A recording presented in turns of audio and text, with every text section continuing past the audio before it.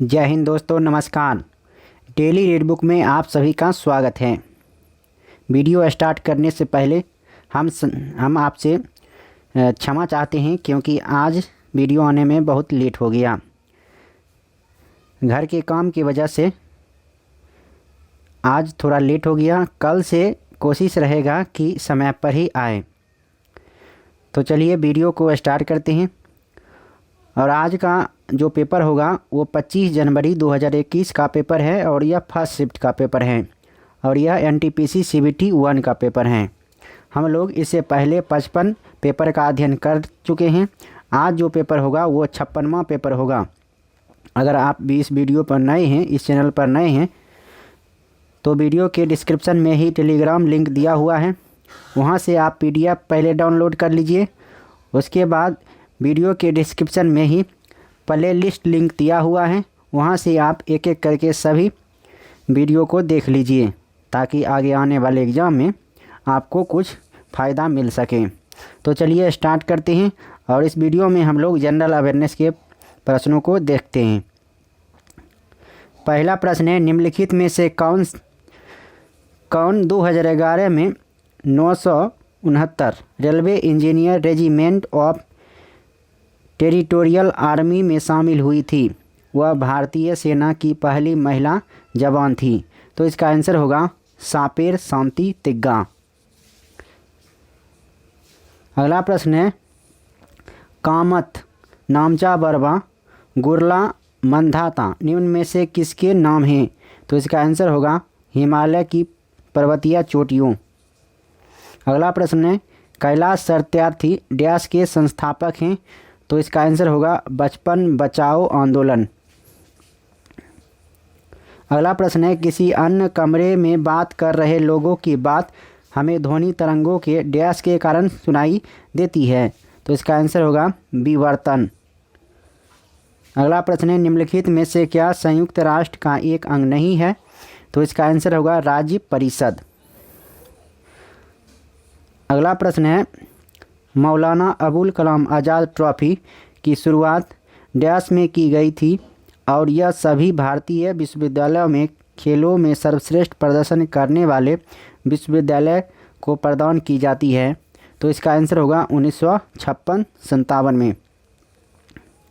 अगला प्रश्न है, ऊष्मा संतुलन क्या है? तो इसका आंसर होगा पृथ्वी द्वारा अवशोषित आपतित ऊष्मा और विकिरण के रूप में बाहर जाने वाली ऊष्मा के बीच संतुलन।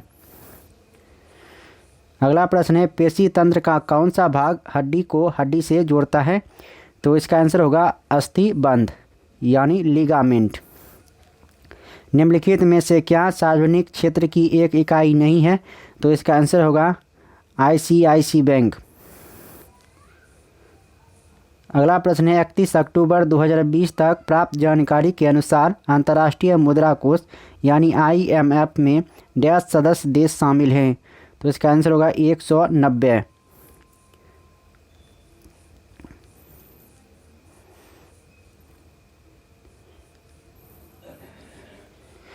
अंतर्राष्ट्रीय श्रम संगठन यानी ILO का मुख्यालय कहाँ स्थित है? तो इसका आंसर होगा जेनेवा, स्विट्जरलैंड में और इसकी स्थापना 1919 ईस्वी में हुई थी। अगला प्रश्न है, 24वें जैन तीर्थंकर का नाम क्या है? तो इसका आंसर होगा महावीर। अगला प्रश्न है, कोलेरू झील कहाँ स्थित है? तो कोलेरू झील आंध्र प्रदेश में स्थित है। डैश के अंतर्गत भूकंपों का अध्ययन किया जाता है? तो सिस्मोलॉजी के अंतर्गत भूकंप का अध्ययन किया जाता है। IPAB की स्थापना 2003 में वाणिज्य एवं उद्योग मंत्रालय के अधीन हुई थी। इसका पूर्ण रूप क्या है? तो इसका आंसर होगा इंटेलेक्चुअल प्रॉपर्टी अपीलेट बोर्ड। अगला प्रश्न है, ध्वनि की तीव्रता को मापने के लिए निम्न में से किस मात्रक का उपयोग किया जाता है? तो इसका आंसर होगा डेसीबेल। हवा की गति को मापने के लिए निम्नलिखित में से किस उपकरण का उपयोग किया जाता है? तो इसका आंसर होगा एनीमोमीटर।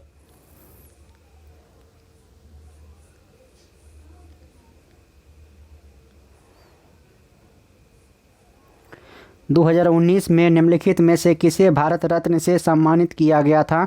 तो इसका आंसर होगा नानाजी देशमुख। राष्ट्रीय मानवाधिकार आयोग का अध्यक्ष कौन होता है? तो इसका आंसर होगा भारत के सेवानिवृत्त मुख्य न्यायाधीश। चंद्रगुप्त प्रथम के बाद गुप्त साम्राज्य की बागडोर किसने संभाली? तो इसका आंसर होगा समुद्रगुप्त में।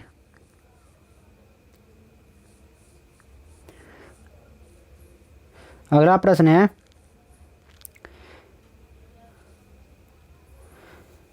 डैश मध्य प्रदेश में भगवान बुद्ध के सम्मान में सम्राट अशोक द्वारा बनवाया गया बौद्ध स्मारक है? तो इसका आंसर होगा सांची स्तूप।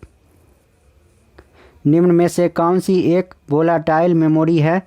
तो रैम रैंडम एक्सेस मेमोरी एक वोलाटाइल मेमोरी है।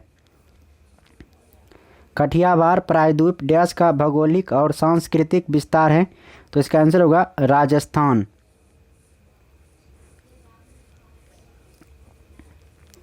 वर्ष 2019 में निम्न में से किस पुस्तक को मैन बुकर अंतर्राष्ट्रीय पुरस्कार प्राप्त हुआ था?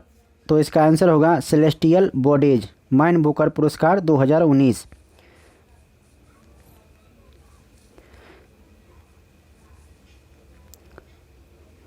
मोत्सु पर्व भारत के किस भाग में मनाया जाता है? तो इसका आंसर होगा नागालैंड में।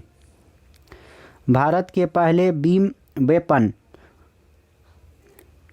काली 5000 को किसके द्वारा विकसित किया गया था? तो इसका आंसर होगा DRDO और BARC।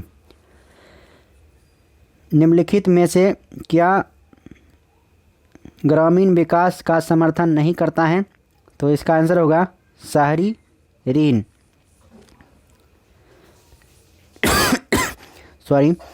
नॉन वोलाटाइल मेमोरी एक प्रकार की कंप्यूटर मेमोरी है जो कंप्यूटर के डैश भी संग्रहित सूचनाओं को प्राप्त कर सकती है।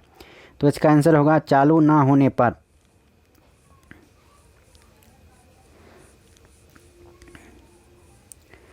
अगला प्रश्न है, 1929 में दिल्ली की केंद्रीय विधानसभा में किन दो स्वतंत्रता सेनानियों ने स्मोक बम फेंके थे? तो इसका आंसर होगा भगत सिंह और बटुकेश्वर दत्त। प्लूटो ग्रह की खोज किसने की थी? तो इसका आंसर होगा क्लाइड टॉमबाग ने।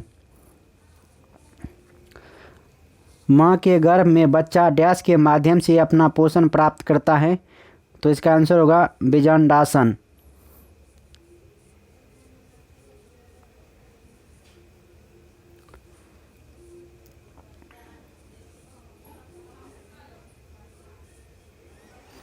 दुनिया का पहला आधिकारिक एयरमेल फरवरी 1911 में डैश से डैश भेजा गया था?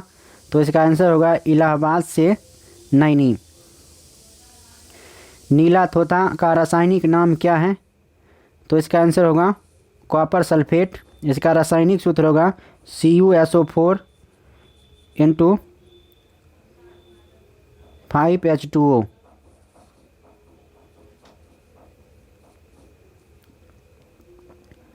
निम्नलिखित में से क्या भारत का प्रमुख कार्यक्रम नहीं है?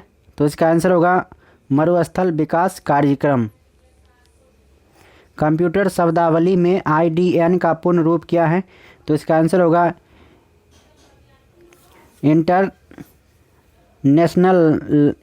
Internationalise domain name.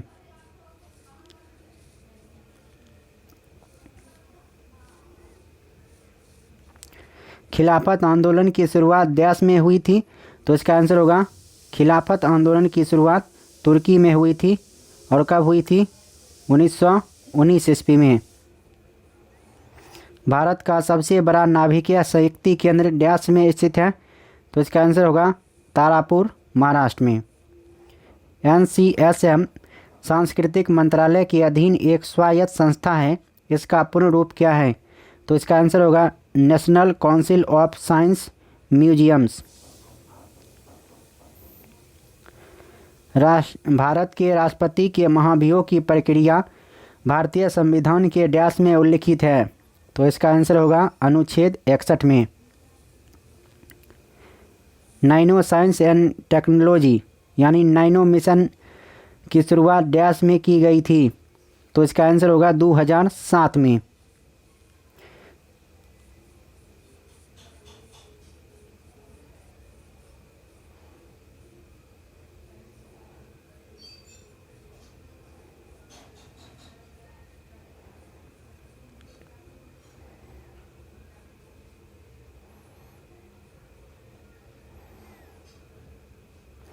तो इस वीडियो में इतना ही। अब फिर मिलते हैं नेक्स्ट वीडियो में 57वां पेपर के साथ। तब तक के लिए नमस्कार, जय हिंद।